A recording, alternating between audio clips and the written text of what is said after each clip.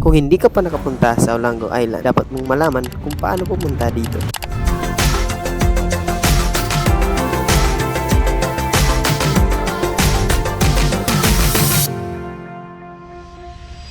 Naranasan nyo na bang ma-invite kayo ng mga kaibigan nyo sa galaan pero wala kayong pera? Pues, ito yung kwento ko at tulungan ko kayong malaman kung paano makapunta sa Olango Island. Kung galing kayo sa may GY Square dito sa may Lahog, pwede kayong sumakay ng bus or jeepney papuntang IT Park. Ang mga bus na dumadaan dito ay 17B, 17C or 17D. At ang pamasahe kung jeep ang yung sasakyan ay 13 pesos at kung bus naman ay nasa 15 pesos lang. Once na nandito na kayo sa may IT Park Terminal, sasakay naman kayo ng bus which is yung Ceres bus papuntang Mactan, New Town at ang pamasahe ay nasa 50 pesos. Ang travel time ay mga nasa 30 to 40 minutes lang naman. Depende na rin yan sa traffic.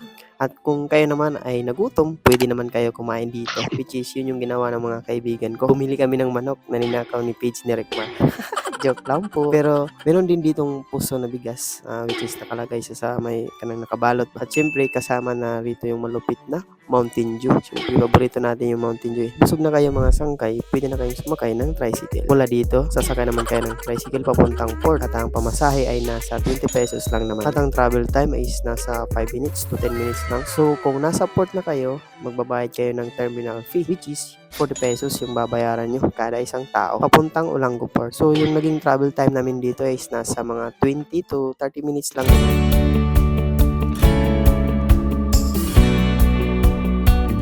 If dagaton ka, siyempre magdala ka ng silopin or bonamil para dili ka magsuka ba.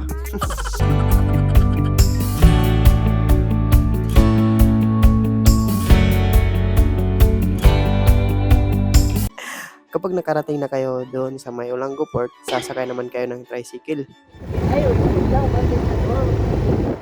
papunta sa lugar na kung saan gusto nyo nung mapuntahan. Yung ginawa namin is meron kami pinuntahan na isang resort dito sa Olango at doon kami nagtambay. Mga isang oras na naman kami doon na nagtambay. Yung pamasahe pala is nasa 20 pesos. If gusto nyo naman magbike, pwede kayo magrenta per oras yung babayaran nyo. Like yung ginawa namin yung second time na pumunta kami dito nasa 20 pesos per 1 hour. So yan lang yung line na share ko sa inyo mga sangkay.